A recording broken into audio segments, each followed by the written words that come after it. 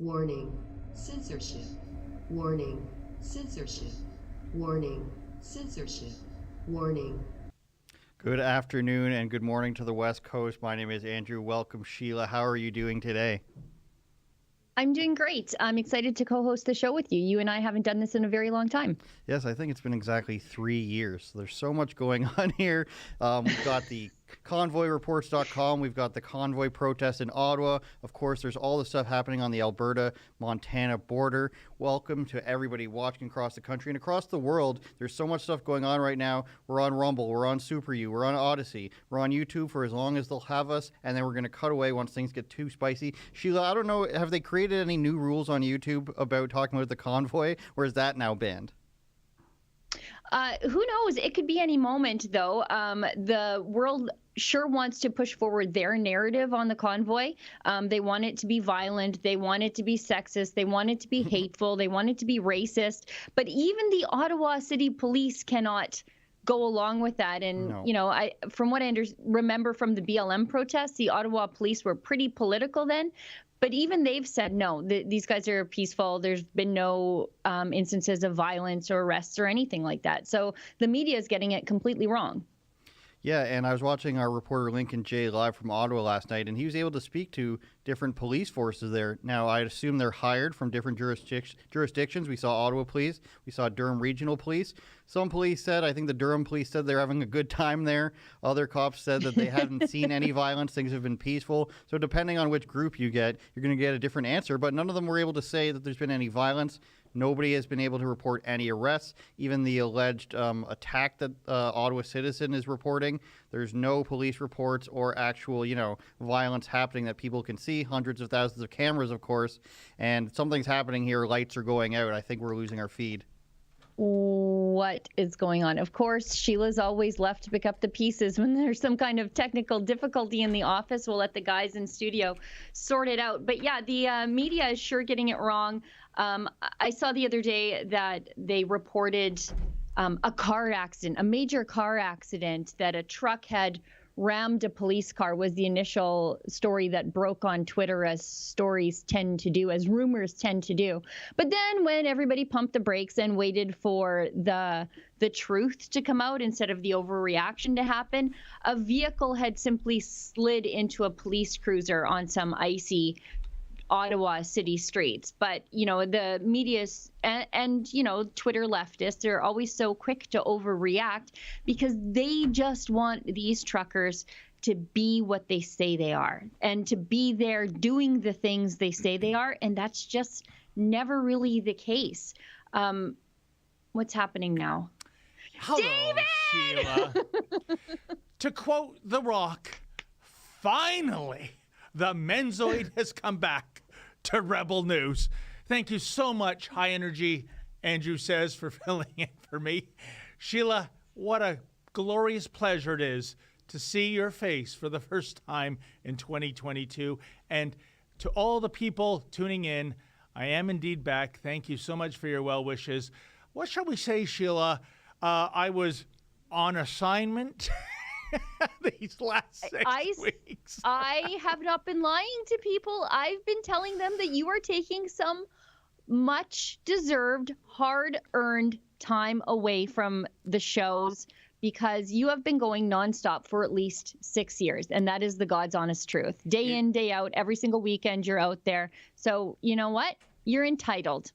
Well, thank you, Sheila. And contrary to popular belief, I was not confined to a mental institution.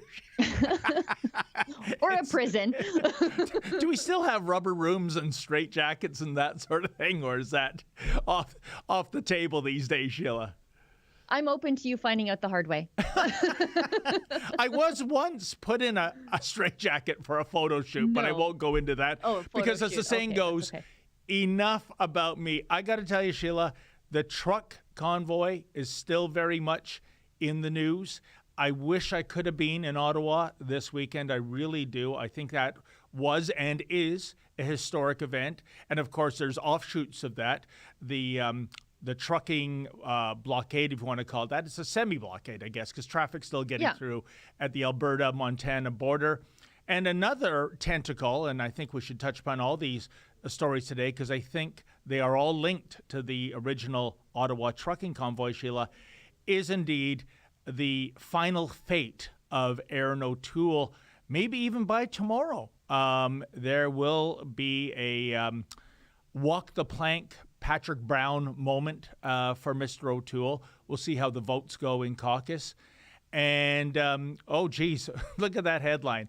O'Toole welcomes leadership review after third of Conservative caucus revolt. What's that saying, Sheila? Be careful what you wish for. Yeah. I'll be shocked, actually, if he survives the day without stepping down.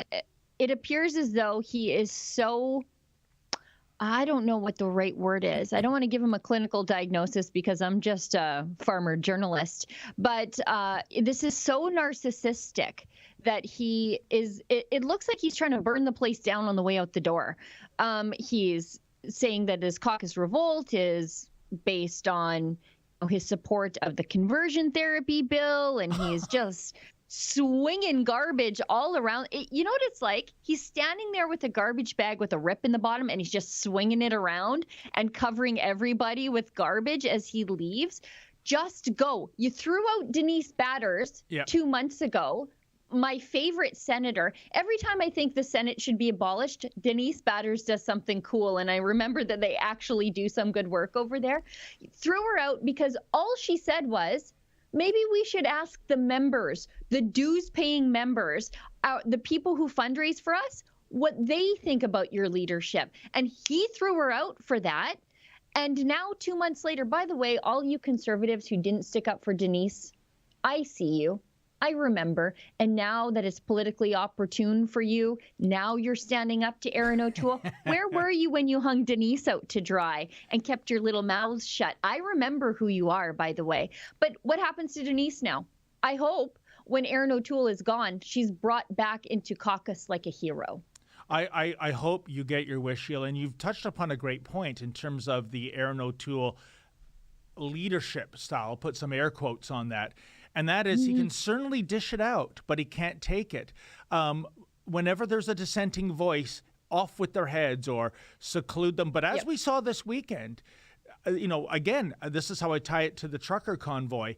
His wishy-washy flip-flopping, his deceptive language in press conferences, such as when asked the question, are you going to meet with the truckers? And he says, well, we've reached out to the Canadian Trucking Association. Well, Sheila, the CTA. The Liberal Lobby Group? Yeah. The Liberal Lobby Group? Yeah. They don't represent. That's got nothing to do with truckers. Exactly. It has nothing to do with truckers. It's the corporate interests they're concerned about. And they've denounced the convoy. So a lot of people, I think, don't realize that. They think, oh, look, he is reaching out. You know what's incredible in terms of, again, dishing it out but can't take it? And we've heard rumors that behind closed doors, Erin O'Toole is going berserk right now. So apparently he's quite the sore loser. But, Sheila, what do you make of those apologists on the right or right of center who are making excuses for Erin O'Toole, saying, come on, why is it the Conservative Party has to shoot themselves in the foot all the time? Why do they always, declare these leadership reviews? Isn't this a gift to the Liberals, et cetera, et cetera? I was reading a column in today's Toronto Sun, Sheila, which is a right of center paper, still, but barely, and by a columnist whose name I shall not mention. And he was saying the real problem, and no, I'm not kidding. I know it's February 1st, not April 1st. The real problem with the Conservatives right now, Sheila, is they don't have state-of-the-art software like the Liberals do in terms of running campaigns. Oh, really? So the real problem isn't having a leader who says what he means and means what he says. The real problem isn't a leader who is conservative. The real problem isn't a leader who ran a campaign for the first 2 weeks, which was splendid in the last election campaign in September, Sheila. And then in the final couple of weeks, flip-flopped on everything from carbon taxes to the gun ban. Are you kidding me? Sheila, I put it out to you and our audience that by every benchmark in the 2021 federal election, Erin O'Toole was a failure in terms of percentage of the vote compared to 2019, in terms of how many seats were won, in terms of the promise of winning seats in the coveted Greater Toronto area that never happened. By every tangible benchmark, Erin O'Toole is a loser. And what's more, as we discovered going back to 2020, when he agreed to attend our independent press gallery, in the independent parliamentary press gallery debate in Toronto, where he had the decency to show up, the decency to take questions, including from me. Yeah. He was all lovey-dovey with people and media friendly to him then, but within the space of months, I remember the last day of the election campaign on a Sunday, he had his henchmen force me and my camera person onto a busy street to cover a press conference where we could have been hit by a car because they lied in terms of the property line. This was municipal property, at least a meter of which at the curb they kicked us off of, while the mainstream media got ringside seats. I guess the only victory I scored is I made him 40 minutes late for his own press conference because he was cowering in his bus like a little coward. That's a leader? You're afraid of me? You're afraid of my questions? Sheila, the sooner this guy is out the door, it's a celebration for everyone in conservative land. Yeah, it's weird how that article in the Toronto Sun, it's like that person who wrote that never actually has ever spoken to a conservative in their life.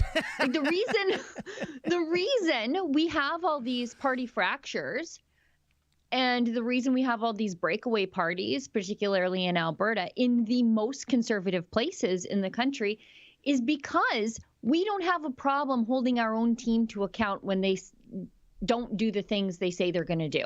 Yes. And that's why conservatives are mad. That's why the PC's fractured into the Wild Rose. That's why Reform fractured off. That's why the PPC fractured off, is because conservatives look at liberals and say, you guys just follow the leader. You don't stand for anything. Yes. So it's a good thing about conservatives that we have these principles, these lines in the sand. It also makes it very hard for us to win elections because we conservatives tend to not do things in groups, right? Like it's very hard to round them all up and get them marching in the same direction because they're individualists by nature. That's why they're conservatives and not liberals.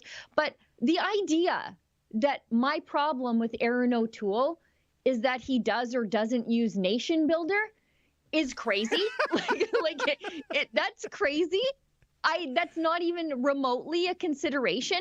It's the flip-flops on the carbon tax, the gun ban.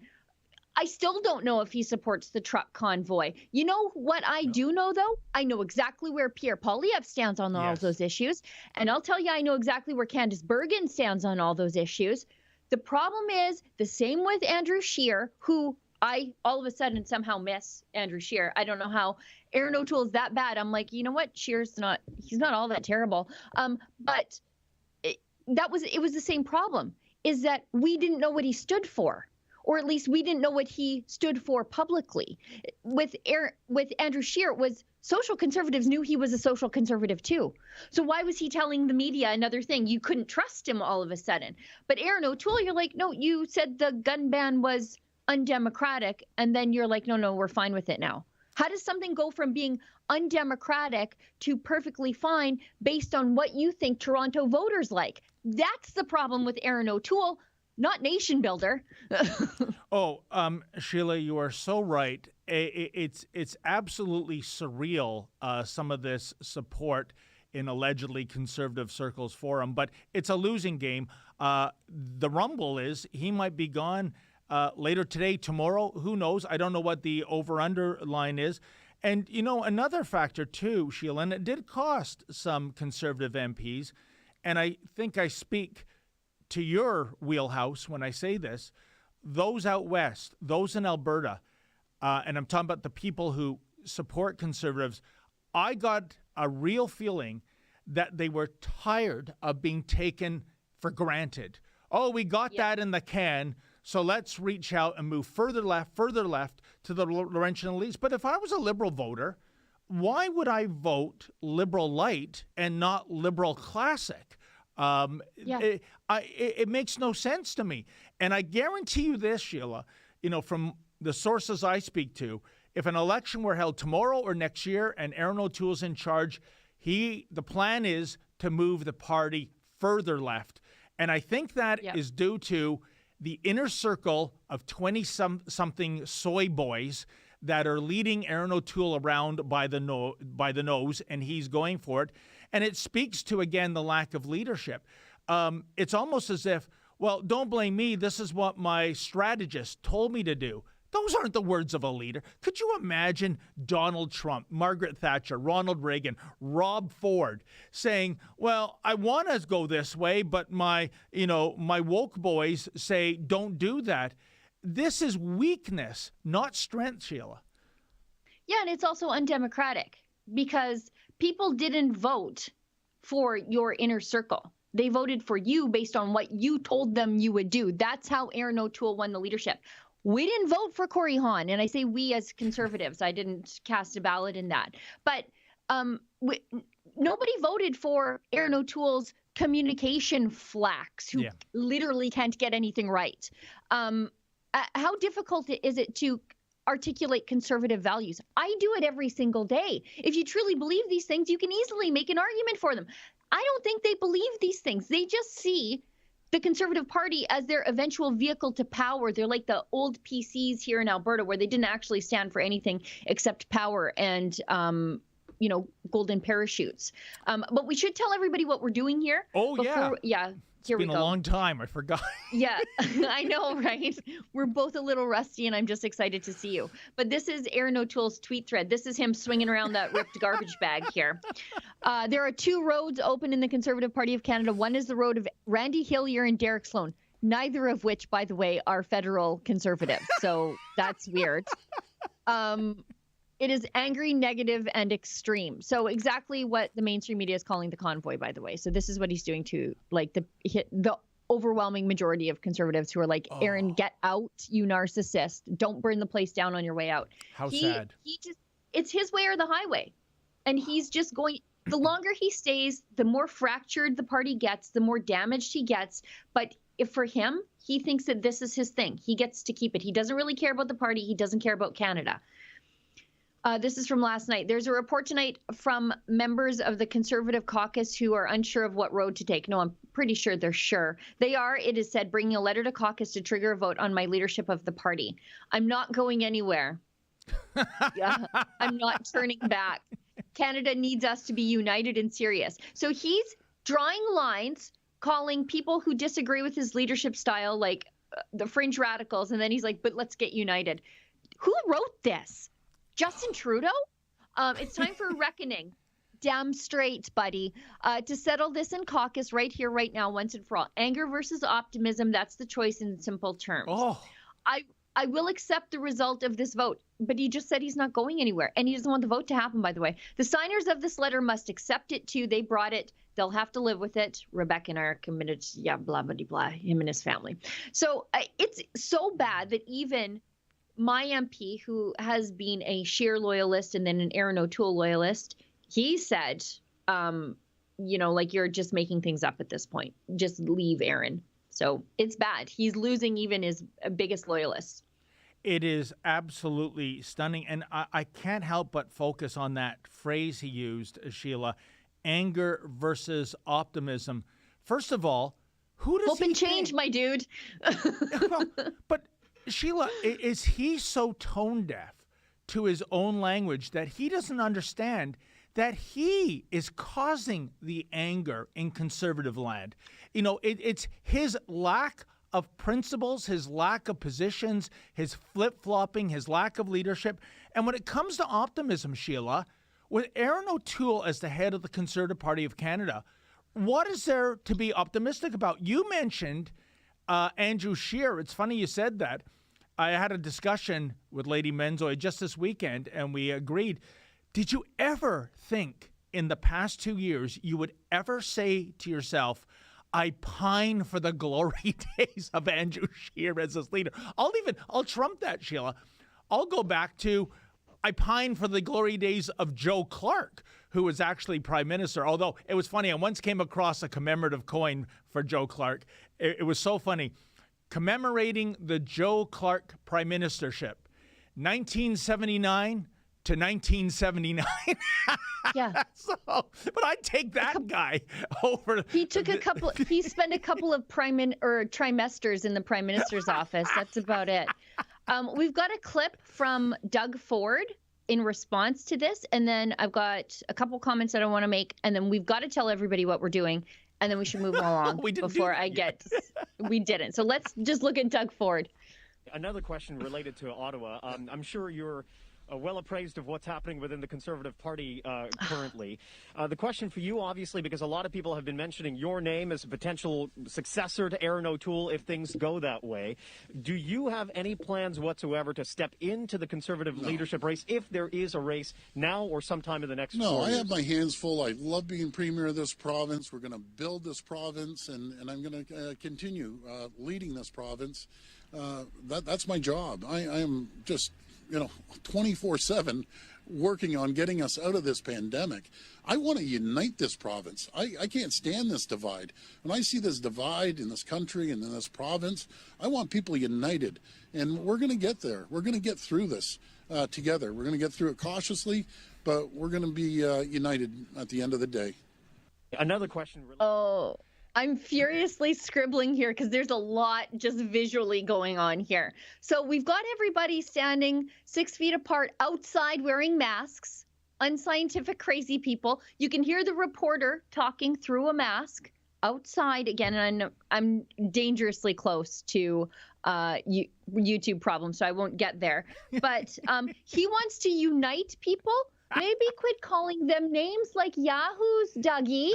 And by the way, Building Ontario, we used to have, when Alison Redford was premier, we used to have these Building Alberta signs that were literally everywhere. And it was so bad that the Wild Rose opposition would put them in the bathroom. And it was like, Building Alberta, changing the toilet paper since 2019 or whatever. It was, they would put them everywhere because anything that a dime of government money was spent on, they would slap these Building Alberta signs up, and it was like, Honorable Alison Redford. It was just a big marketing campaign for Alison Redford. So it's funny how Doug Ford has adopted that position there. Oh, and Sheila, first of all, I just want to say this about that image we were looking at where they're 6 feet apart.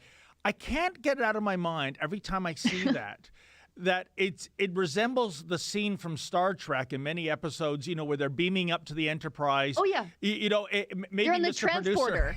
Because you don't want to get too close to your crewmate in case we have a fly type transportation issue with the molecules going around. So it always looks like they're about to beam up to the mothership, but really, Doug Ford talking about a united front.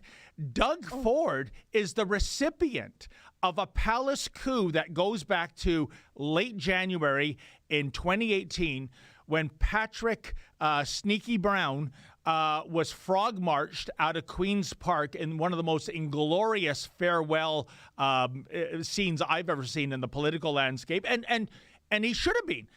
Patrick Brown, once he caught power, he threw social conservatives under the bus, and then he threw fiscal conservatives under the bus. And when there was no more conservatives to throw under the bus, the Conservative Party, the Progressive Conservative Party of Ontario, they threw him under the bus, or into that salt-stained minivan that came to pick him up at the rear entrance, the delivery entrance of Queen's Park. And Doug Ford was the numero uno beneficiary of that palace coup because they had a leadership race and it set a precedent, I think, Sheila, because people were saying, it's a dumpster fire, the PC party. The election's coming up in early June. There's not enough time. It turns out there was enough time. He got a super majority. Unfortunately, much like Erin O'Toole, what's that saying when you're watching an ad on TV? Goods may not be as advertised, right? Because once they get into a position of power, the base is suddenly, like you said, Sheila, a bunch of yahoos. People say, oh, that was Doug Ford's Hillary Clinton moment. No, it was much worse.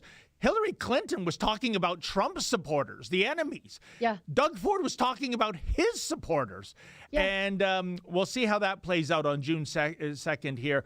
But one thing that I want to address, if Erin O'Toole is gone by sometime this week or next month, whatever the time frame is, because I think he is done like dinner, as Tiger Williams used to say, the great Toronto Maple Leaf player. Who is in the wings in terms of a replacement? Our good friend Lauren Gunter wrote about this in the Sun newspapers about a week and a half ago. Who is the champion to fill the void of Erin O'Toole leaving? Do you have any thoughts on that, Sheila? Well, there's Polyev, there's Bergen. They're both But do good they on all want the it? issues. These are all great names. I agree. But do they want it? I'm not sure. I'm not sure who wants it. Who wants this dumpster fire of a party right now? I mean, they really have to clean it up. I think if things had gone differently in Alberta, Jason Kenney would be tapped to come across and lead. And I think that's sort of was his plan, maybe. I'm just reading into his mind a little bit, but I think that was his plan. But things didn't go as advertised, as you just said, for Jason Kenney out here either. But yeah, it's interesting to hear Doug Ford talk about division. I feel like that phone call is coming from inside the house, if you know what I mean. We should tell everybody what we're doing here, because we're halfway through the show and we haven't told everybody how they can support the work that we do. And I'm sure Mr. Producer has like smoke coming out of his ears right now, because we've talked about one thing and they've got a big list of stuff. So, oh, he says, don't worry. He understands my excitement of having my sweet Prince David back on the show with me. Well, as you folks know, if you're watching us on YouTube right now, we do broadcast on YouTube. But there will come a time, likely in the show, if we can get around to talking about something else, where we have to cut off our YouTube feed. And that's because there are certain things that YouTube does not allow us to talk about. One of those is questioning the advice of a public health officer. So you may have noticed earlier when I said I'm getting close to the red line for YouTube. That's because, once you start criticizing restrictions, that's when YouTube starts restricting you. So the good news is we are also simultaneously broadcasting over on Rumble, Super U, and Odyssey. Rumble will allow you to support the work that we do through a Rumble rant. Odyssey does hyper chat, so you can give us some of their library cryptocurrency or some old-fashioned money. We take both. We don't care. And Super U has a brand new feature where you can leave us a Super U shout. And if you do that, and we will do our best to read those comments attached to your donations on air. And Mr. Producer will send them to me, and we'll read those out for you, and we'll do our best to address whatever it is that you have asked us, or if it's a question, query, comment, story idea, we'll just do our best to discuss it. Now, I think just pivoting off Erin O'Toole here. The reason I think the truckers are in Ottawa has a lot to do with Erin O'Toole. And it's because they don't see anybody fighting for them. And so, like good blue-collar people, they're like, well, heck, we'll do it ourselves. That's what's happening here. They see the academics have screwed this up and have abandoned science. The public health necromancers are addicted to power and the unaccountability of their decisions. The politicians, they can't admit they were wrong and change lanes and start doing something differently. So when all else fails, you take matters into your own hands. If you don't feel like you're being heard, you don't feel like somebody's fighting for you, you take matters into your own hands. And that's, I think, why the convoy's happening. So, if you were a smarter politician, and I don't think Erin O'Toole is politically intelligent in that way. I'm not saying he's a dumb guy, but I don't think he's politically intelligent. You would get out and lead that parade, but he can't figure it out at all. Mr. Producer, sorry, I'll let David give his comment, but would you mind pulling up Tucker Carlson's comments from last night, because I was still pacing around the house this morning. I was so excited. I was just walking in circles after his kind words about us. But David, your comment first. Yeah, what you said, I agree 100%. This trucker convoy, I think, was the domino that's going to get Erin O'Toole out of the leadership of the Conservative Party. However, if he took a firm position, if he came out and did a photo op in front of these, common man truckers and said, I support you, I'm with you. If he, again, flip-flopped, and this time it would be a positive flip-flop, on his promise of a carbon tax, this could have been a historic moment for Erin O'Toole, reclaiming his spine, showing some testicular fortitude that he is a leader, that he is different and not the same as Justin Trudeau. That was his opportunity on the weekend, Sheila. Instead, he was in the fetal position under a desk somewhere. Like you said at the beginning of the show, I'm with you. I don't even know where he is with the whether he supports or doesn't support the trucker movement. If you stand for everything, then you stand for nothing, as the saying goes. And, thank goodness you mentioned Tucker Carlson. Isn't it just so perversely ironic, Sheila, that we have to depend on American media to give a balanced view of the trucker convoy, to give actual criticism to Justin Trudeau, which Fox News calls Justin Trudeau, in terms of his demonization of those truckers. And one last shout out to Tucker Carlson. A week ago, when he was covering this very same issue, he said something so profound, something Erin O'Toole could have said this weekend, and it would have resonated with his base and maybe even draw more supporters to him. And it's this: thank a trucker if you are alive, because think of the food that gets on supermarket shelves. Think of the medicines that get into drugstores. There's so many other factors, but you are alive because of truckers bringing that to you, right?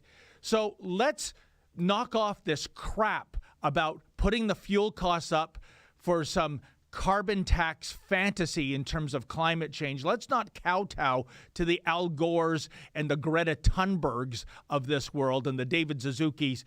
If Erin O'Toole had said that, Sheila, I think the narrative is different this week moving forward. I agree with you. And just with regard to your comments about the American media looking at this and giving it a more balanced view.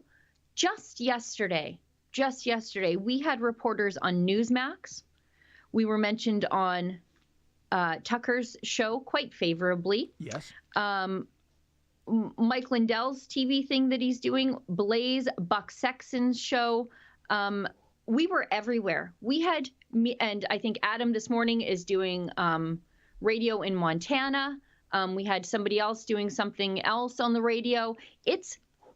We are the trusted media source for the world looking in on the truck convoy, because they can't trust the reporting of the entire Canadian media consortium. And that should tell you something. Unbelievable. And Sheila, do we actually have a clip of Tucker last night? Because I thought that was glorious. Yes. We do. Watch this, one of the most humiliating scenes ever caught on tape. What did it say, sorry? So it says, F your white nationalist agenda. I am not a white. This is nothing to do about white. This is nothing to do with truckers. This is about freedom for all of Canadians. You can be brown, black, white, blue, whatever color you want to be. This is about freedom. And Trudeau has no right to put us in this condition of mandates throughout the country. Children are not going to school. It's a terrible thing to do. Oh, thank God for Rebel News. It may be, you think Fox is an anomaly in the United States. How'd you like to be Rebel News? Literally the only people in all of Canada who are playing it straight. So there they are trying to tell you that some guy from the subcontinent is a white nationalist. They're trying hard. And now they have evidence. It's brought to you by CNN, naturally working in tandem with the CBC. Apparently, brace yourselves, there was a Trump sign in the crowd of truckers. You know what? Inject that video right into my veins. If I'm on my deathbed, that'll fix me up like monoclonal antibodies. That that is the best, you know. And Lincoln, so great. The like slow pan. Oops, my microphone almost fell over. Slow pan from the leftist soy-addled brain on too much CBC to whoop, Sikh trucker. Like, I'm not white. Like, it was so good. It was so perfect.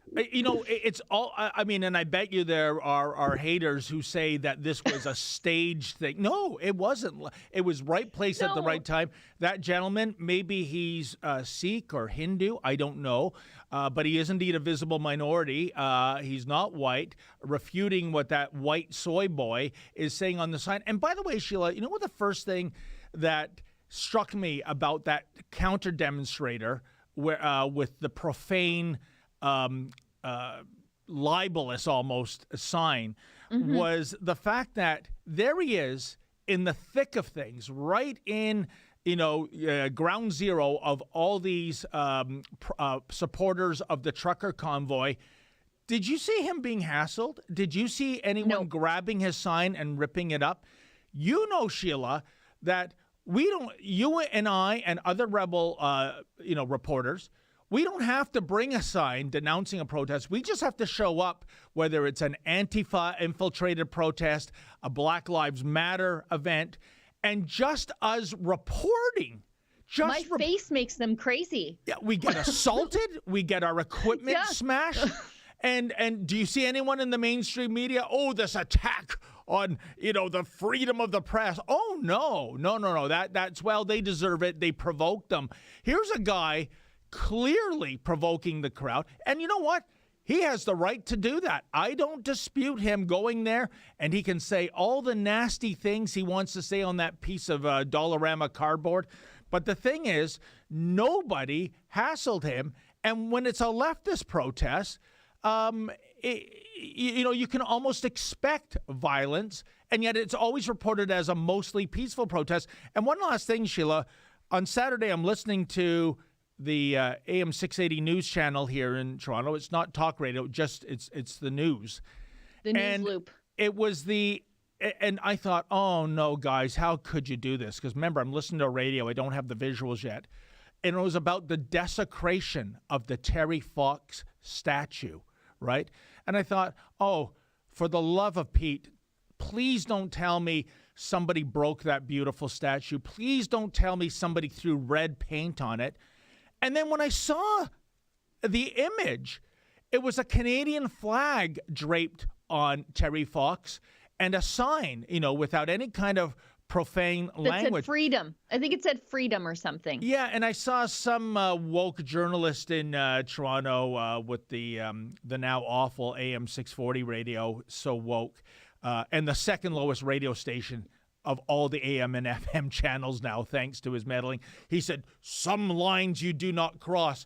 Well, you know what? What about that picture of the Terry Fox statue from a while back where he's draped in the LGBTQ ++2S, sometimes Y rainbow flag? That was celebrated. There are so many left-wing causes where they drape their flags on.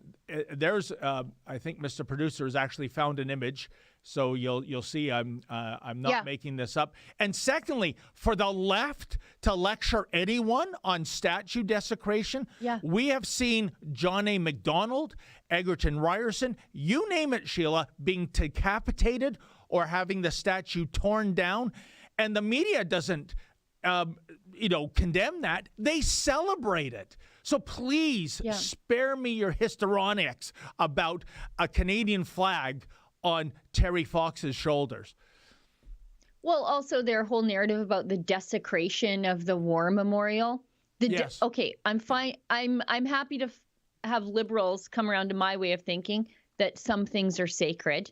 That's what the word desecration means, is that you're defiling something sacred.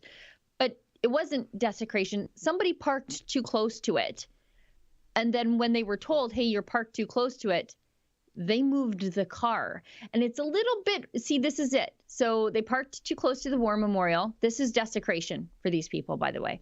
So I'm supposed to see, this is the Ottawa police response. Hi there, when asked by police to move, they complied and are no longer there. Thank you. So Ottawa police, to their credit, they are debunking the lies of mainstream media journalists like David Aiken, who said, oh, they're using the War Memorial as a parking lot for protesters. Is your side of the aisle? You guys are the ones that gave $10.5 million to Omar Khadr. Omar Khadr's a child soldier, by the way, if you ask these people. Yeah. But all of a sudden now they care about the War Memorial. I care about the War Memorial, but I expect now the bar is set. Now you people better care about it too. I have a real tough time listening to these people about what is or isn't sacred at the War Memorial. That's for darn sure. And they're the ones who, Nathan Cirillo, by the way, died there, and they're the ones who have a problem saying what happened to him was an act of Islamic terrorism. Oh, they'll never report it that way, Sheila. And speaking of the War Memorial, in that precise area, you might recall my reports from 2020 when I went down to Ottawa, and there was that climate change kook. I can't even remember her name. She went by a pseudonym anyways, who claimed she had rode her bike from Calgary to Ottawa, and they put up a disgusting tent city right on the grounds of the National War Memorial. But because it was about climate change, and by the way, those tents, as we found out in my investigation, Sheila, the only tent occupied, and this is a trick of the left, because you think, oh my gosh, there must be dozens of people huddled in the cold. I think the last time I went there was February of 2020. But no, they were all empty. They were props. The only tent occupied was with the climate change kook. And why was it okay for her to spend months? By the way, I did reach out to law enforcement because she didn't have any kind of permit to be there. And it is desecration of the Ottawa War Memorial. And it was absolutely astonishing, Sheila. I'm trying to remember the chronology. First, it was Ottawa police, but they said, well, because where it is, you got to reach out to the parliamentary security people, which I did. And they said, well, actually, it's an RCMP matter. And the RCMP said, oh, because it's a municipal, you got to go to the Ottawa police. So you see what's happening? You're on that Ferris wheel where everyone's tossing this hot potato off and nothing gets done, right? So please, where was the outrage of the desecration of the National War Memorial back when this climate change fanatic turned it into a shanty town? Now, Mr. Producer whispers in my ear that we have some interesting developments at the Coutts, Alberta border crossing. Now, for those of you who don't know or haven't been following, while there is a convoy bunging up all of Ottawa, there's also truckers grinding things to a halt at the Coutts, Alberta, Sweetgrass, Montana border crossing. And this is a major north-south truck route. And they are there protesting for an end. What started just like the truck convoy about the cross-border restrictions on unvaccinated truckers. It has become sort of this movement against restrictions for everybody. They just want to be free. And so the border, by and large, has been blocked down there. However, they are allowing school buses, emergency vehicles, locals through. They've got one lane open. So they've reached that agreement there. We've had K2, Kian Simone, and Sid Fizzard there round the clock for, well, they're going on 2 days now. They'd already put in a work day before they went there, and then they worked for 24 hours. I think they got a little bit of sleep and a little bit of food last night, but the police have basically surrounded them. They've sent the tow trucks in. They haven't pulled them yet. They're in whiteout conditions, by the way, and it's bitterly cold in Alberta today. So they can't really get out. However, the truckers have resolved to stay. They said resolved to remain peaceful too, by the way. The only way we'll leave is in a cop car. They're doing this for their jobs. They're not trying to block jobs the way pipeline protesters are. They're not trying to block development the way people who camped out on railways were. And these people are protesting in favor of civil liberties and in favor of jobs, because truckers can't go to work. people are still sent home from work because they're unvaccinated. So that's why they're there. Our guys are there. We figured these guys needed a lawyer to help them navigate the legal, jeopardy that they're in. They've been negotiating with the police, 4 rounds of negotiations. Our journalists have been the only ones in there. For a time, they were, and I'm not sure if this has changed yet, it may be a recent development that has changed, but the supporters of the truckers, who are by and large locals, were not allowed to bring the truckers in food, water, or medicine. Unbelievable. Unbelievable. So some of them are diabetic, some of them need heart medicine. They are getting support from truckers on the other side too, even ones that are waiting there for the road to open. Some of them, one had sat there for 3 days, a Montana trucker, so cut off from his own family because of the blockade. And he said to them, basically keep going. He was happy to be let through, obviously speaking, but he was like, do not open the border. So that's what's happening there. And our trucker lawyer, if Chad Williamson does not put this on his business card, Chad, what are you even doing? We hired these guys a lawyer. And if you would like to support their lawyer, because they need help. They're negotiating with police, and not to say that truckers aren't intelligent people, but there are legal things that they need an expert to help them with. So if you want to donate to their legal defense fund, it's at truckerlawyer.ca.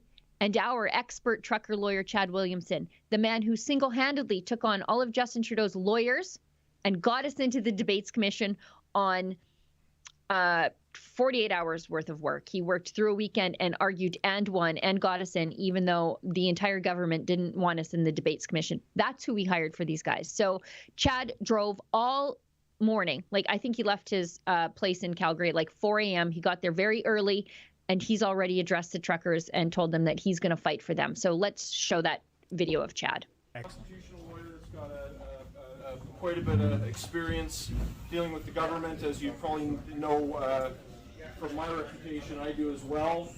First of all, I just want to commend you guys and congratulate you for taking a stand for our constitutional rights, our charter rights, and for exercising your right to peaceful protest. So on behalf of Albertans and Canadians in general, I thank you for what you've done. It's going to be a trying process, and frankly, I can't promise you guys that we're going to be able to fudge the government on this stuff. But we've got, we're the people and we've got the power, right? So give yourselves a round of applause just for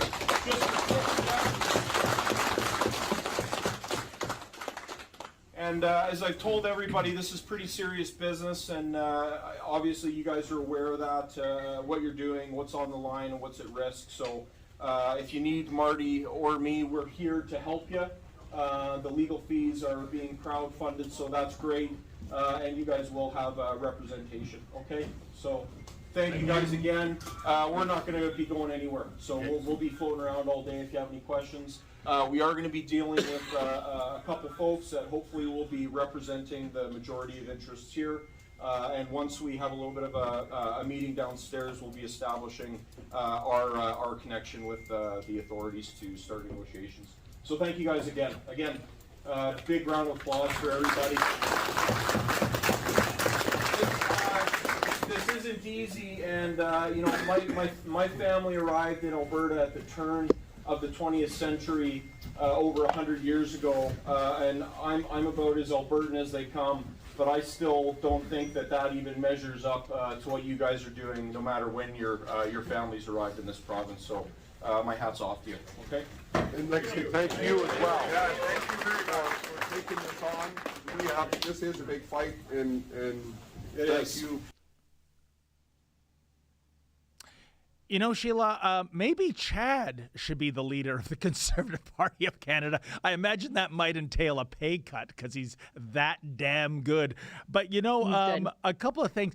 This is why I wish I was the winner of the Powerball lottery. Not so I'd have mega millions to buy all kinds of fancy cars like, well, there's an endless list. Well, I would buy the fancy cars, of course, but it would be to do things like buy a helicopter and employ a pilot and fly over to that blockade and do like a United Nations airdrop of food, beverage, and blankets, so that, if the SWAT members are doing this blockade of food and medicine getting in, well, we'll get around that. Of course, they'd probably charge my pilot with some kind of thing. But what you said earlier, I want to go back to this.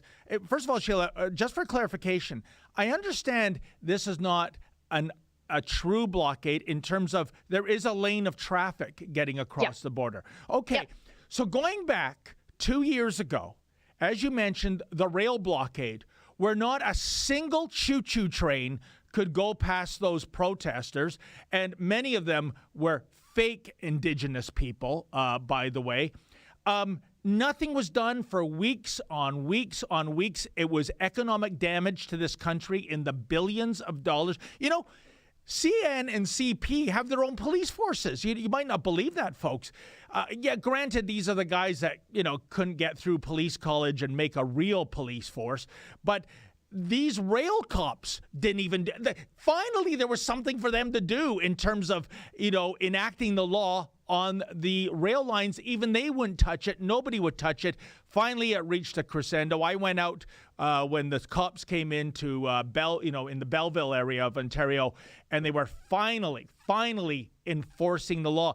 Why is there such urgency, Sheila, to get these guys out of there, even if it means starving them out, even if it means depriving them of much-needed medicine, as you said? And on the flip side, this farcical blockade of the rail lines was tolerated for so long by the Justin Trudeau Liberals.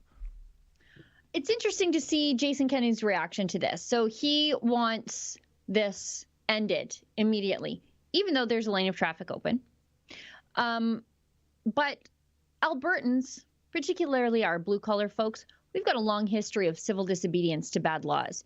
And I'm old enough to remember when the Conservative Party of Canada, that included Jason Kenney at the time, was very in favor of that civil disobedience. In fact, they passed a law related to that civil disobedience, and it was called I wrote it down this morning because I forget what the exact name was of the law that ended the wheat board, the Marketing Freedom for Grain Farmers Act. So in Alberta, our farmers, it started in the late 90s. They finally went to jail, I think, in 2002. What they did was an act of civil disobedience where they knew they were going to get in trouble for it. But they were, for lack of a better term, martyrs for the cause. So what they did, to give the historical context, Western farmers could not just sell their grain to whomever they felt like Eastern farmers could. I know it sounds ridiculous, but they had to sell it to a central marketing board who then sold it on your behalf to whomever they felt like. You didn't have the freedom to just say to a 4-H club, and this is literally what the farmers did. Hey, 4-H club in Montana, you want to buy a bushel of grain from me? And the 4-H group in Montana says, yup. And so you deliver them the grain, the products of your labor. You couldn't sell it to them. The government had to get in the middle, this quasi-government agency. So a bunch of farmers, they were called Farmers for Justice. They got together and said, we're going to do this. We're going to sell our grain to whomever we like across the border. And when they come for us, we will just willingly take the punishment. And through our act of civil disobedience and through our punishment, things will change. And they did. Rick Strankman went to jail. Jim Ness went to jail. Their only crimes, these good, God-fearing, law-abiding men, selling the products of their own labor.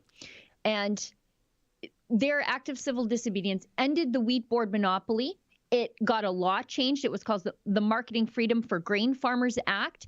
And they were ultimately pardoned for their crimes by Stephen Harper and Jason Kenney's government. We have a long history of this here. And that, for me, I think, is being replicated here. These men are engaging in civil disobedience. They are remaining peaceful. And they said they're willing to take whatever comes at them. One of them said that they are willing to leave there in a police car. That's how they'll go away, peacefully in the back of a police car. So that's what they're willing to do to shine a light on the problems being perpetrated by the government with regard to civil liberties in Alberta. This is civil disobedience. This isn't economic terrorism. Yeah, and, by the way, Sheila, if you are out there, that is the truckers at the border, and you are willing to be, taken away in the back of a police car, ask for a police SUV. There's more legroom. I speak from experience. This is Alberta. They're all police SUVs. Okay. But, Sheila, you are right. The very existence of the Canadian Wheat Board, it was like something taken from 1970s era Soviet Union economic management. It was an outrageous and egregious system where, imagine farmers who are very independent, I've heard, in nature, being forbidden to sell that commodity to those who want to buy it. It goes right against our way of life. It goes right against our system of capitalism.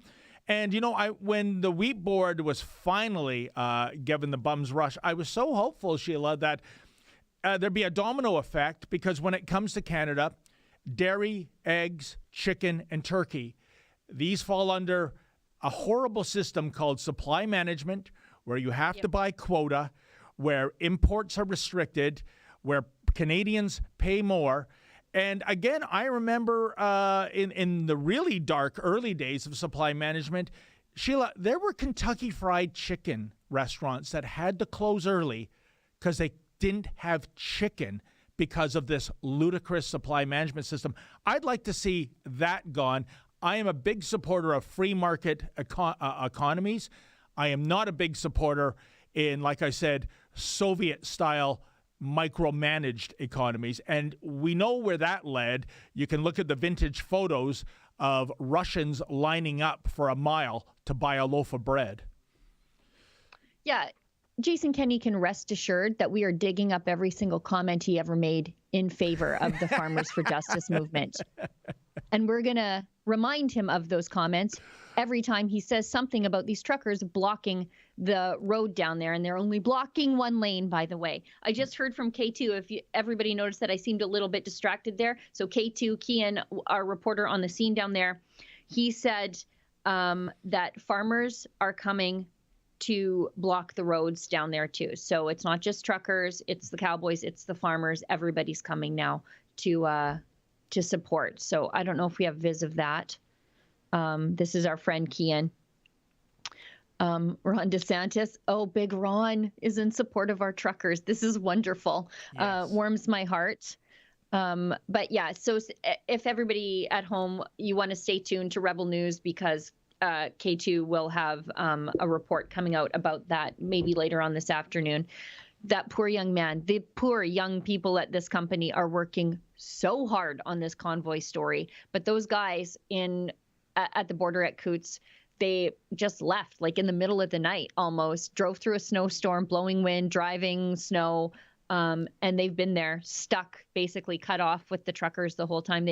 For a time, I don't think they could even get back to their car because it was sort of behind the police blockades. And the police told them, if you leave to get your stuff, you got to go. You're not being allowed back in. Even though, by the way, they're letting Global News and CTV in. So this is another interesting point that Kian told me about yesterday. The truckers' supporters couldn't bring in their medicine, but the media were allowed in. Oh, Sheila. And you know what? You mentioned tow trucks. And by the way, I haven't verified if this is true. I hope it's true. Lady Menzoid passed along something she plucked from the internet, where evidently the city of Ottawa was reaching out to tow truck companies. I don't know if you heard this story. I did. Saying, you know what, in the days ahead, we're going to need some heavy tows. And every company they went to, one after the other of these Ottawa area tow truck firms said, sorry, can't make it due to COVID. Too busy. Pray to God that's true, Sheila. Yeah, you know what? That's true. Good luck getting some heavy haul tow trucks in from southern Alberta and northern Montana to deal with this. Good luck. Like that's a great way to ruin your reputation in the community, right? Because this is in the middle of nowhere. I mean, you might be able to get a tow truck to come in from Calgary, but that's 3 hours away, over 3 hours away. And that tow truck company might be able to fade into obscurity. But if you're like Joe Blow's local tow truck company in, Coutts or Milk River, no one will ever hire you again if you were part of this. Nobody. So, Shelley, you raise an interesting point. Is there a company in any sector named Joe Blow? I mean, there's alliteration there, isn't there? I know. It's always Joe Blow when we talk about an anonymous. Joe Blow's balloon inflators. Now, there's some synergy, as they say in the marketing business. Now, Sheila, do we have any super chats right now? Oh, Lordy, do we ever. We've got one from Bill. We got a ton. Bill CF, 7, $1 says, welcome back, David. We missed you. Oh, Bill, we all missed David. Thank you so much. Sheila, if I had to do it any differently, what I would have done is stolen a page from the Ontario MPP, Rod Phillips. Remember last year when he was warning everybody to stay at home and don't travel anywhere? And he made these videos, which we found out they were pre-recorded days earlier, of him sitting in his Ajax house with a turtleneck sweater on next to the fire, giving these fireside chats like Mayor Tommy Shanks from Mellonville. And meanwhile, this cat was down in the Caribbean suntanning his ricotta cheese candy ass, but he was making it look like he was around. So what I would have done is recorded all these, these pre-recorded rants and stuff to make it look like I never left. But Rod Phillips, you are a genius, my friend, an evil genius. Way before Rod Phillips ever did that, I did that. I never really take time off. But like a few years ago, maybe 4 years, 5 years ago, I did take like 5 days off. And I pre-recorded a bunch of stuff. And every day I moved one off my desktop over into the company Dropbox. And the people who needed to know knew I was off. But I don't even think like the video editors and producers knew that I wasn't around because I was still just working a little bit every day, putting a video in. Nobody, good luck anybody finding a hole in the company in like our legacy of videos where I wasn't working because I had pre-recorded stuff and just moved it across. Nobody knew. So even before Rod Phillips did it, SGR was doing it. Unbelievable that you, Sheila, could take 5 days off. I mean, you were the queen bee. I didn't really. Usually when the queen bee leaves or dies, the whole hive collapses. I'm surprised we're still in business, so be thanking you. It was be thanking you. It was before I was this important. Let's keep going. We got $2 from Aquaskies 3636. Great reporting as always. Today I turned 60 years old, and I'm so happy to start my day with Rebel and David. Oh, how wonderful! Makes my day even better. Thank you, Rebel and David. Thank That's you. Great to have Thank back. you so much, Aquaskies. And by the way, to all our viewers, Sheila, I really appreciate the well wishes and the comeback soon. And it's very humbling. And, Etienne, our vice president here, he was in Ottawa, and he said, believe it or not, the most oft-asked question is, where am I? Even from Quebecers who came over the bridge to support the convoy. And I guess this might fall under a dubious compliment, but he said many of them could barely speak English. And one of them came up to Etienne and he said, hey, where is that, that old guy that keeps getting beaten up? Even to you, sir, I thank you for your concern.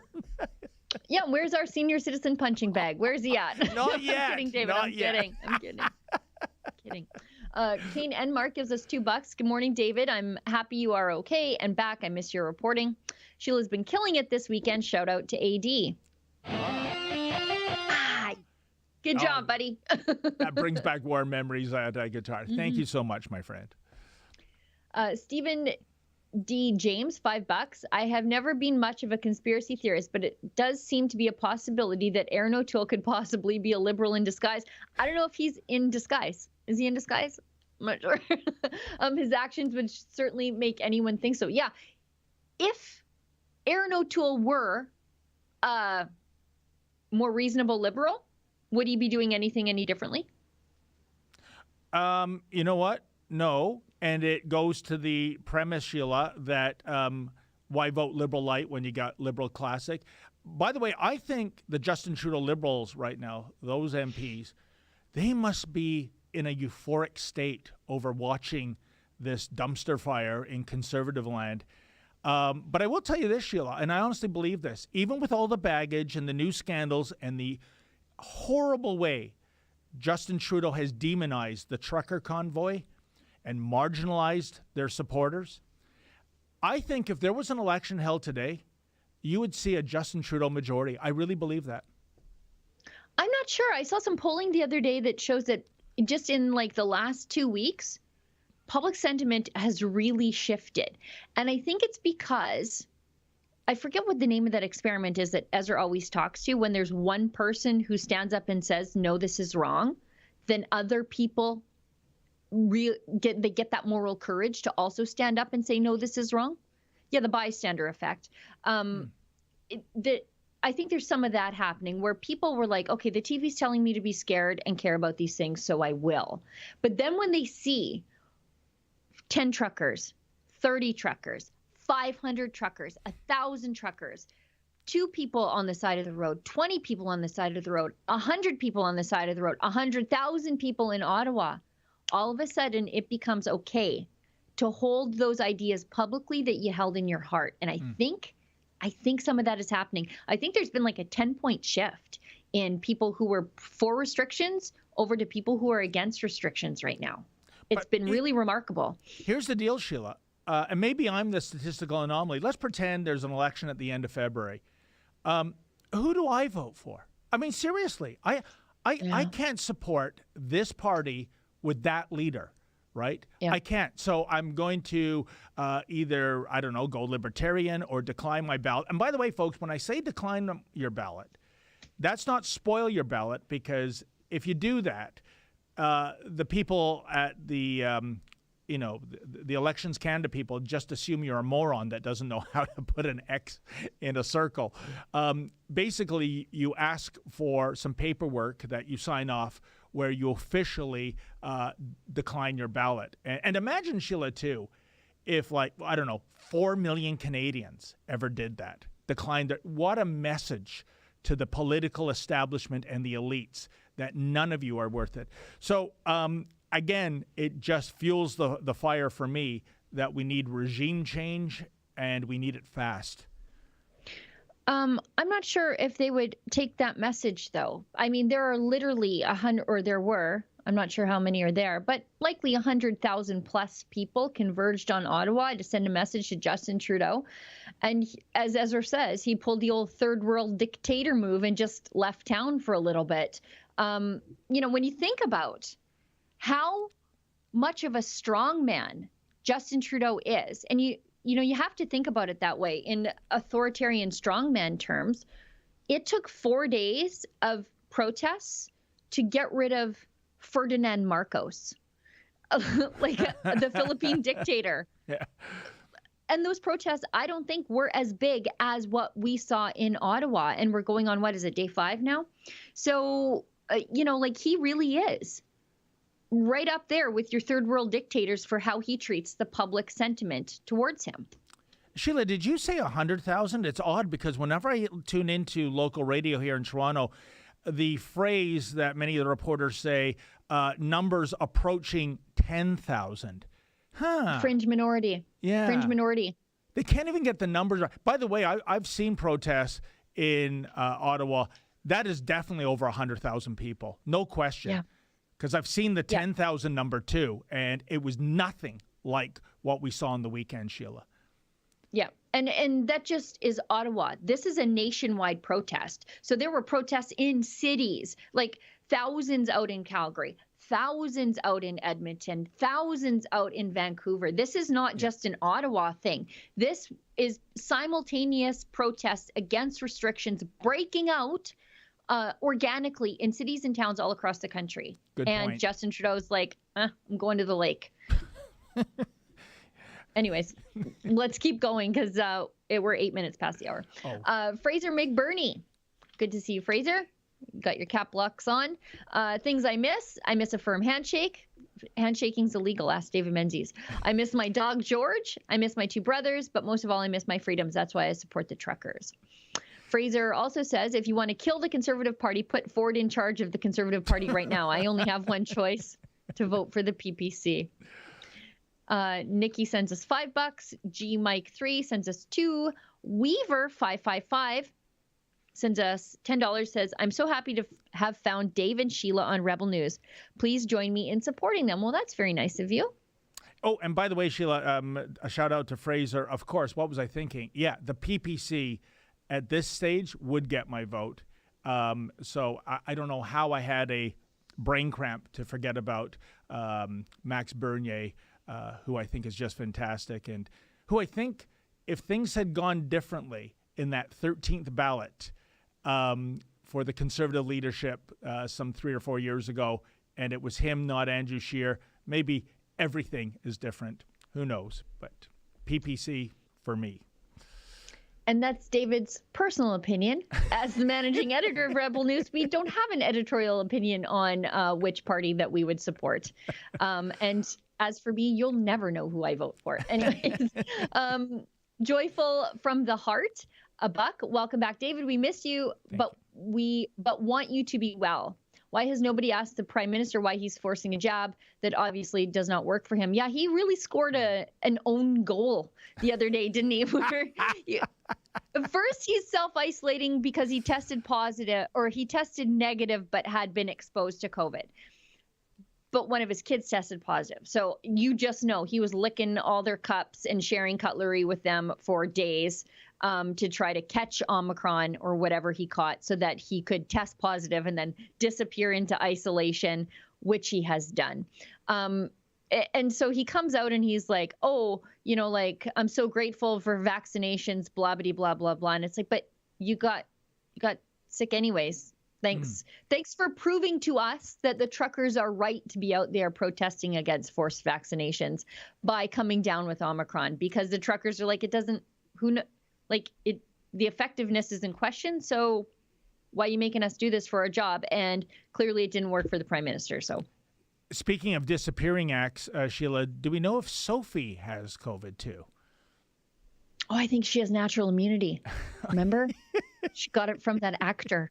When she was in London, when we were all supposed to stay home to stay safe, she's off in London at the We Day event. Like what a perfect storm of liberal corruption that all was. She's over at the We Day event. By the way, she's over at the We Day event and we're paying her way.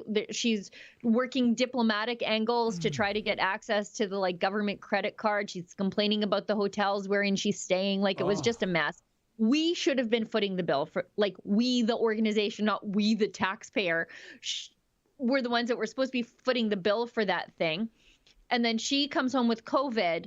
And then when she's coming through the airport, by the way, her handlers were phoning ahead saying, oh, no, she needs concierge treatment at the airport. Just breeze her right through security. It's all fine and good. And comes back with COVID. What a disaster that whole thing was. So perfectly liberal, though, right? Perfectly Trudeau. Yeah. Checking all the boxes there. And also, why has nobody asked the Prime Minister that? To answer your question, because he doesn't let prickly journalists through on the phones. Alexa was on the phone lines yesterday to ask a question about the truck convoy and whether or not Justin Trudeau felt any responsibility for why the truckers felt that they had to come all the way to Ottawa to be heard, but they don't let us through on the phone lines. Well, Sheila, Alexa getting the silent treatment is winning the jackpot. At least she wasn't beaten up by Trudeau's security detail. Yeah. Yeah. Or ignored, just told that he's not going to answer her question. They just don't take them anymore. Nick 176 gives us $15. Sheila and David, you are the best part of my day. Well, thanks so much. Glad you're back, David. Everyone in Cambridge, Ontario loves the truckers and supports them all the way. Well, that's great. Good to hear. Thank you, Nick. DRB 1313, $50. Wow, thank you. David's back doing my happy dance. Thanks, David and Sheila and all the rebels for all your work and the physical abuse you put up with. Any news on JT's palace guard that you up. Well, what can we say, Sheila, aside from, and by the way, thank you for your generosity, sir. It is going to be before the courts eventually, isn't it, Sheila? Yeah. We'll handle this legally the way we do so many of the things that happen to us at Rebel News. Yeah. So I think the only thing I would ever fight. say, because I don't want to throw a spanner into the works, is that the camera doesn't lie, does it, Sheila? And, That's right. Yeah. So we'll see where it goes. Yeah. TAC 178, this is my friend from Twitter. He says, Trudeau must be deposed, mandates must end. Anyone who supported these illegal mandates must be prosecuted. End of story. I think we probably won't even see a royal commission out of any of this stuff. Like, I think that they're just going to be like, okay, mandates lifted. Let's just forget about the last 2 years of civil liberties infractions and businesses destroyed and family relationships just pulled apart and separating you from friends and church and everything that mattered. They're just going to say, okay, it's over. Let's just carry on. I don't even think we're going to have a serious investigation into what went wrong here. Yep. JPH 1944, a buck. Politicians can end these blockades immediately. Isn't that the truth? Just apply silence and rescind the lockdowns, passports, and mandatory vaccinations. Wake up, Trudeau and Kenny. Yeah, I saw yesterday. I wrote it up actually for the website. The Canadian Meat Commission came out and they were mad because there are that's the major route between Canadian meat processors and markets in the United States. And they are our largest buyer of our beef outside of Canada. And they were mad. They said, oh, what's the government going to do to end these blockades? Basically calling on the provincial government to send the cops in and just arrest everybody and bust it up. Why aren't they calling on the government to end the mandates that the truckers are protesting? That would be the peaceful resolution here. And then we dug in a little deeper and I'm like, oh, you guys are just a lobby group. You actually don't represent farmers. You are a lobby group, a registered lobby group, by the way, on the lobbyist registry on behalf of the meatpacking industry. And you took $1 million from Justin Trudeau for communication strategy over 3 years. So I'm like, oh, there's that grant too. So yeah, I see where you fall down on this. Unbelievable. Lobbyists. Everybody's on the take. Oh, That's the thing I've learned lately. Everybody. Everyone's getting greased. Where does it end, Sheila? Oh, you should see the story I'm working on today about ventilators. Just the amount of money we paid on ventilators versus the ventilators that were actually necessary and deployed. It's like a $250 million boondoggle. Anyway, just one company, by the way, one ventilator company. MK Ultra. Sorry, David, go ahead. You were going to say something. I don't know what your ventilator story is going to be about exactly, Sheila, but when you start speaking about $250 million, that used to be a significant number, and that kind of waste. I mean, now it's just like chump change you find in the couch. Pennies. Yeah. And secondly, these were the scandals once upon a time that would actually bring down a government or trigger an election. And it's just more of the same, and the media turning a blind eye or being apologists. It sickens me to my heart, Sheila. Bev Oda's $16 orange juice. Thank you. Thank you. Yeah. Bev. And you know what the real thing was? News. The real problem with Bev Oda was she's cool. Yeah. Bev Oda was like this little tiny Japanese lady, chain smoker, didn't take any guff from anybody. She busted the narrative about what a conservative was. That's why the media didn't like her, and that's why they took her down. $16 orange juice. Sheila, that was brilliant. That is the perfect example, again, of the media double standard and what they get their, pants in a knot over and what gets a free pass. Despicable. Yep. Mm-hmm. MK Ultra gives us $4. God bless those truckers and Coutts and their cause. They are opposing wicked people. They're opposing a bad law. That's what civil disobedience is, and they're doing it peacefully. I hope it remains peaceful there. It sounds like they have a commitment to remain peaceful. They've been very prayerful. They've been praying on every decision that they make, and they just want everybody to be free, which I think is a noble goal. Craig McDonald, this is my friend Craig with his super cute kids, gives us $10. Welcome back, David. Great show today, guys. Great work. Keep it up. Well, thanks very much. We didn't get to as much news as we normally do. Normally, we're just breezing through the news over here, but I'm just excited that David's back. I was so excited to see his face. Stoker65 gives us $1. City Towing out of Calgary is there to tow.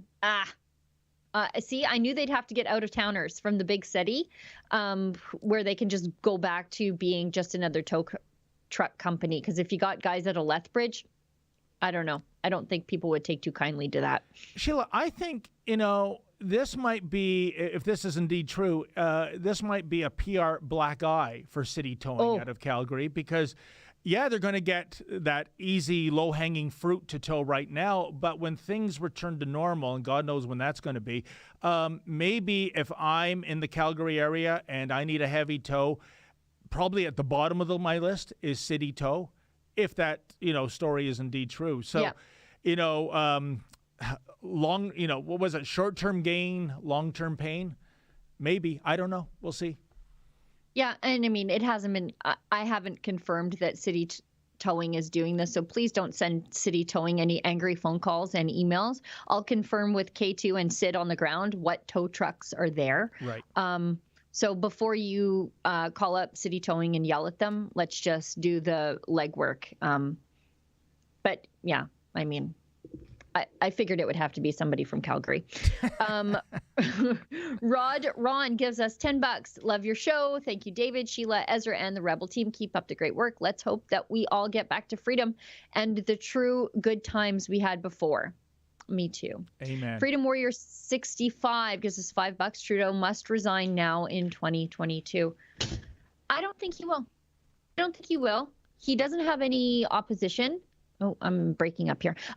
He doesn't have any opposition with the opposition parties, and he doesn't have any opposition within his own caucus. Like Erin O'Toole is suffering a caucus revolt right now, but there's not a single Liberal in the entire Liberal Party who's looking at Justin Trudeau and saying, maybe we're dealing with these people wrong.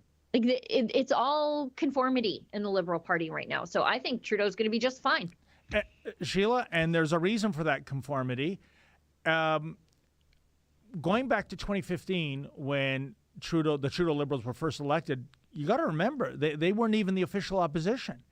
There are tons of Liberal MPs that owe their political careers to Justin Trudeau, such as it is. So there's been rumors of a palace revolt in terms of the election called last year in 2021, because it was a big nothing burger. It was just a status quo, all those millions spent and all that energy wasted on a crass power grab. No, I'm telling you, folks, nothing could be further from the truth. Those especially in the backbenches, they owe their political careers and longevity to Justin Trudeau, and he is there as long as he wants to be there, period. Yeah. Who's going to take it from him? Chrystia Freeland? Yeah. She's going to cry her way into office? Give me a break. Mark Garneau? That man has lost his mind. Space is harder on people than I thought. Anyways, we're all caught up on chats. We're 21 minutes past the hour. David, it has been a pleasure and a joy to have you back. I knew you were coming back, but I hadn't seen your smiling mug since you left. So I was really, my excitement was quite genuine. It's just been great. Well, Sheila, thank you so much. It's so great to see your face as well. And I want to thank everybody for tuning in. I especially want to thank everybody that made a donation. That's how we keep the lights on. Sheila and I will be back at this time in this spot on Thursday. And in the meantime, folks, as always, stay sane. Xi Jinping has done his best to dismantle Deng Xiaoping's achievements. He brought private companies established under Deng under the control of the CCP and undermined the dynamism that used to characterize them. Rather than letting private enterprise blossom, Xi Jinping introduced his own China dream that can be summed up in 2 words: total control. That has had disastrous consequences. Xi Jinping